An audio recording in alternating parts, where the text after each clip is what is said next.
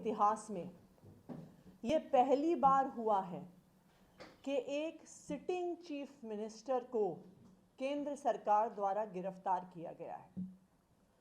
ये भारत के लोकतंत्र के इतिहास में पहली बार हुआ है कि लोकसभा के चुनाव की घोषणा के बाद एक नेशनल पार्टी के नेशनल कन्वीनर को गिरफ्तार किया गया है। ये बिल्कुल साफ है कि अरविंद केजरीवाल जी की गिरफ्तारी भारतीय जनता पार्टी की एक राजनीतिक साजिश है।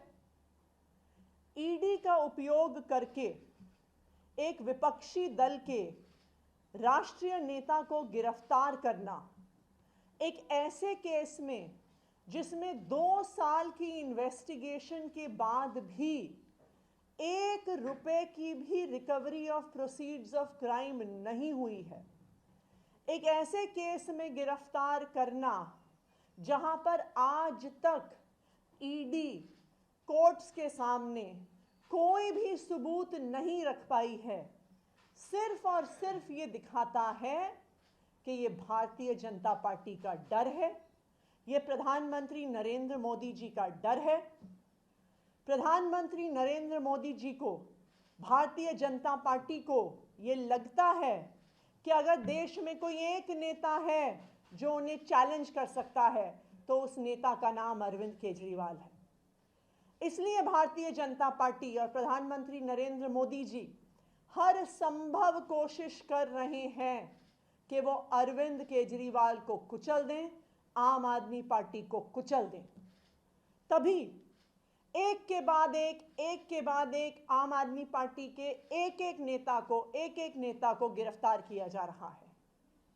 आज आम आदमी पार्टी के number 1, number 2, number 3, number 4, number 5 के सारे नेताओं को झूठे आरोपों पर भारतीय जनता पार्टी शासित केंद्र सरकार और उनके पॉलिटिकल हथियार एनफोर्समेंट डायरेक्टोरेट ने गिरफ्तार कर लिया है। लेकिन मैं भारतीय जनता पार्टी को यह बताना चाहती हूं कि अरविंद केजरीवाल सिर्फ एक मुख्यमंत्री नहीं है, अरविंद केजरीवाल सिर्फ एक नेता नहीं है, अरविंद केजरीवाल एक विचार है, अरविंद केजरीवाल एक प्रेरणा है। अरविंद केजरीवाल वो आदमी है जो अपनी IRS की नौकरी छोड़कर, इनकम टैक्स की नौकरी छोड़कर दिल्ली की सड़कों पर उतरा था इस देश के लोकतंत्र को बचाने के लिए, इस देश के संविधान को बचाने के लिए।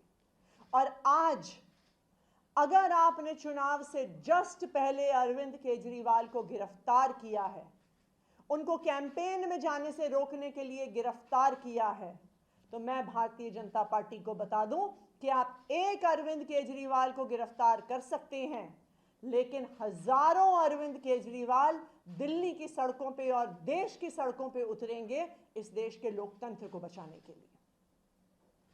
आज भारतीय जनता पार्टी ने लोकतंत्र को खत्म करने का कोई प्रयास नहीं छोड़ा।